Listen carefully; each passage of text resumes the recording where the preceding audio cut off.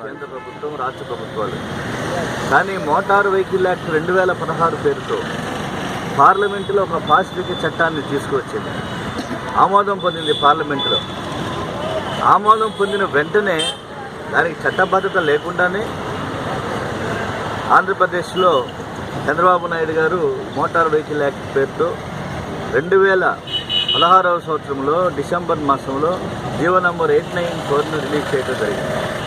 894 ప్రకారం వెంటనే చంద్రబాబు నాయుడు గారు 2017వ సంవత్సరంలో 18/2017 వెంటనే ఒక మెమోని ఇష్యూ చేశారు.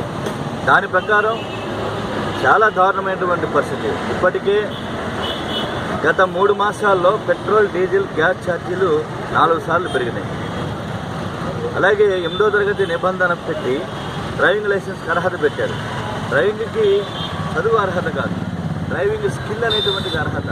కాబట్టి చాలా కాలం నుంచి అనాదిగా ఆటో కార్మిక సంఘాలు కానీ, రవాణా రంగంలో ఉన్నటువంటి సంఘాలు కానీ, సంస్థలు కానీ, డ్రైవర్లందరూ కూడా హలో లక్ష్మణ అని చెప్పేసి రోధిస్తుంటే 2014వ సంవత్సరంలో రావులపాలెం బహిరంగ సభలో చంద్రబాబు నాయుడు వాగ్దానం చేశాడు. 8వ తరగతి నిబంధన మేము తొలగించి వేస్తున్నామని చెప్పి తెలుగుదేశం పార్టీ తన ఎన్నికల మేనిఫెస్టోలో పెట్టింది. కానీ ఈనాటి వరకు కూడా ఎన్నికల మేనిఫెస్టో గురించి కానీ 8వ తరగతి నిబంధన ఎత్తివేయాలనేటువంటి ఆలోచన కానీ రాదు. కానీ ఆటో కార్మికులు మాత్రం మాకు ఓట్లు వేయండి కానీ ఒక సంక్షేమ బోర్డు లేదు.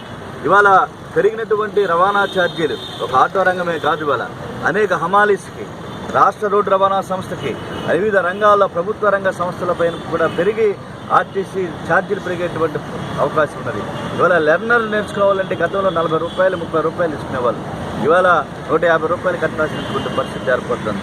అలాగే డ్రైవింగ్ లైసెన్స్కి సంబంధించి గతంలో 40 రూపాయలు ఉంటే ఈరోజు 200 రూపాయలు ఫీజుగా పెట్టడం జరిగింది. అత్యంత ఘోరం ఏమిటంటే సంస్థలు, స్కూల్స్కి బస్సుకునేటువంటి వాళ్ళకి లైసెన్స్ ఇవ్వాలి అంటే గతంలో 2,500 రూపాయలు ఇప్పుడు ప్రస్తుతం ఉన్నది. పెరిగిన దాని ప్రకారం 10,000 రూపాయల వరకు కూడా పెంచడం జరిగింది. అలాగే ఈ ఫిట్నెస్ సర్టిఫికెట్ వేలాది రూపాయలు ఆటో డ్రైవర్ల నుంచి వసూలు చేసేటువంటి పరిస్థితి కనపడుతుంది.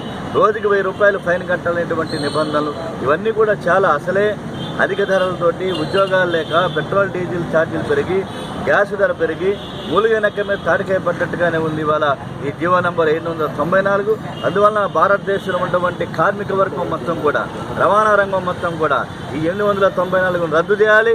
చంద్రబాబు నాయుడు ప్రభుత్వం ఇచ్చేటువంటి మెమో ఏదైతే ఉన్నదో అమలు చేయమని చెప్పి 894 జీవోని ఈ దేశంలో ఏ రాష్ట్రం కూడా ఇంతవరకు అమలు చేయమని